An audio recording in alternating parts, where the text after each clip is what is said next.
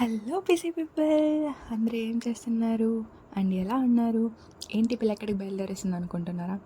Finally after 1.5 months నేను ఇంటికి వెళ్తున్నానండి. ఓయ్ మాత్రం ఎగ్జైట్మెంట్ ఉండదా ఏంటి? మీకు మీరు ఇంటికి వెళ్ళేటప్పుడు ఎగ్జైట్మెంట్ భయంకరంగా ఉంటుంది కదా. ఎంత కష్టమైనా పడి ఇంటికి వెళ్ళిపోవాలనిపిస్తుంది కదా. హ్యాపీగా ఆరామ్గా వెళ్తున్నా అని మాత్రం అనుకోవద్దు. అసలే పండగ సీజన్ అండి. ట్రాఫిక్ అండ్ ఆ బస్లో రష్ భయంకరంగా ఉండే. ఫైనల్కి నేను ఎలాగో సీట్ బుక్ చేసుకున్నాను కాబట్టి బతికిపోయాను. లేదంటే ఆ ఉండే రష్లో చచ్చేదాన్నేమో. అంత రష్ ఉంది. ఏం చేస్తాం, అయినా కష్టపడి ఇంటికి వెళ్తాం.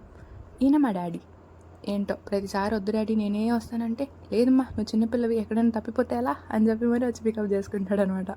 అంతే, ఇంటికి వచ్చేసరికి వాళ్ళంతా నీట్గా డెకరేషన్ చేసి పూజ స్టార్ట్ చేశారు.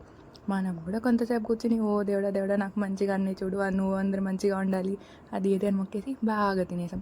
మళ్ళీ ఈవినింగ్ అయ్యేసరికి మళ్ళీ మా ఊర్లో పూజ దగ్గరికి వెళ్ళిపోయాం. దేవుడు బాగున్నాడు కదా, నాకు ఈసారి చాలా బాగా నచ్చాడు. అది ఎందుకో మరి. ఇంకా అంతే, ఇంకా అక్కడ కూర్చుని ఓ అని వాళ్ళు ఏదో మంత్రాలు చదివేస్తుంటే అందరితో కూర్చొని కబుర్లు వేసాం. ఇంకా ఉంటారు కదా బంధువులు, ఏంటి ఎప్పుడు వచ్చావు అది ఇది అని మాట్లాడుతుంటే వాళ్ళతో మాట్లాడేసి ఇంకా మన పిల్ల గ్యాంగ్స్ ఉంటారుగా వాళ్ళతో కూడా కొంచెం కబుర్లు చెప్పుకుంటున్నాం. ఆలోపు క్రాకర్స్ స్టార్ట్ చేశారు. ఎంత బాగుందో, వాటిని చూస్తూ ఉండిపోవాలనిపిస్తుంది. కానీ సౌండే భయంకరంగా ఉంటుంది అనుకోండి.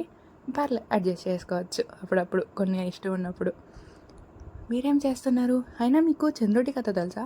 తెలిస్తే కొంచెం కమెంట్ చేయొచ్చుగా. నాకు కొంచెం కొంచెం తెలుసు, మీకెంతవరకు తెలుసో చూద్దాం.